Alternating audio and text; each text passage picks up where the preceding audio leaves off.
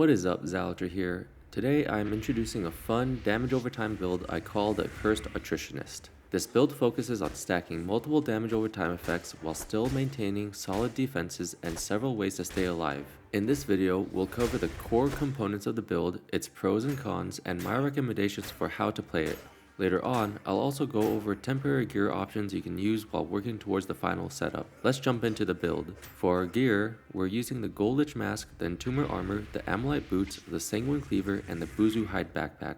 The Gold Lich Mask provides strong elemental resistances along with physical and impact resistance, and a significant reduction to mana costs. The Entomber Armor offers excellent all-around defenses including physical impact, lightning, and decay resistance, as well as hot weather defense, reduced stamina costs, and a small movement speed bonus. The Ammonite Boots add protection, physical and impact resistance, cold resistance, and a small physical damage bonus, though they slightly increase stamina costs. Our weapon of choice is the Sanguine Cleaver, which deals solid physical and impact damage and inflicts extreme bleeding, one of our primary damage over time effects. Keep in mind that this is a legacy chest upgrade item, upgraded from the Cleaver Halberd. If you want more details on legacy chests, check the info card or the end screen. Finally, the Buzu Hide Backpack provides corruption resistance with no dodge penalty. For the enchantments, we want Aegis on all three armor pieces to increase protection, and Crumbling Anger on the Sanguine Cleaver, which boosts physical damage and allows it to inflict burning,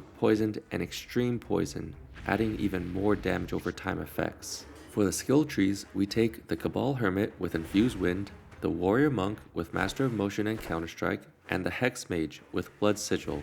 We also invest in 3 points of mana and complete the Holy Mission Fashion questline for all the various passives, including the Divine Assistance passive. With this setup, for defensive stats, we can expect approximately 7 protection, 54% physical resistance, 48% impact resistance, 70% fire resistance, 55% frost resistance, 100% lightning resistance, 95% decay resistance, 40% ethereal resistance, 37 cold weather defense, and 48 hot weather defense. Listed on the screen are the offensive stats that we can expect with this build. Now listed on the screen are the other stats we can expect as well.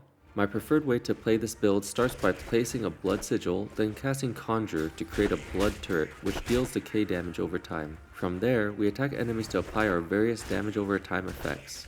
While fighting, we use Moonswipe, Race, and Counterstrike as needed. Using Mana Push while standing in the Blood Sigil allows us to cast Blood Tendrils, dealing decay, physical, and impact damage. During testing, I kept a Life Potion and Astral Potion on my hotbar for emergencies. Another option is to keep a dagger equipped in the hotbar alongside the Sanguine Cleaver. By switching weapons and using Dagger Slash inside the Blood Sigil, you can cast Blood Leech, which drains the enemy's health over time and transfers it to you. This second option is most likely better as it provides an additional source of damage over time while also improving survivability with healing over time. The only thing is that this method would require 3 hotbar slots, 1 for the Sanguine Cleaver, 1 for the dagger, and 1 for Dagger Slash, while the method used during my testing would only require 2 for the 2 potions.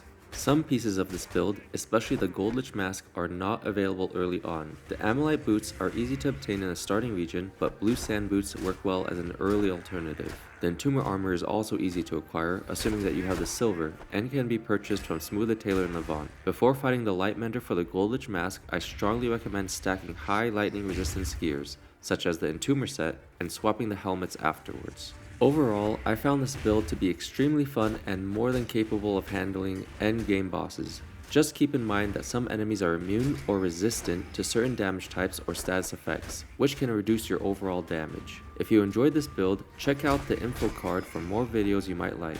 Otherwise, I'll see you later.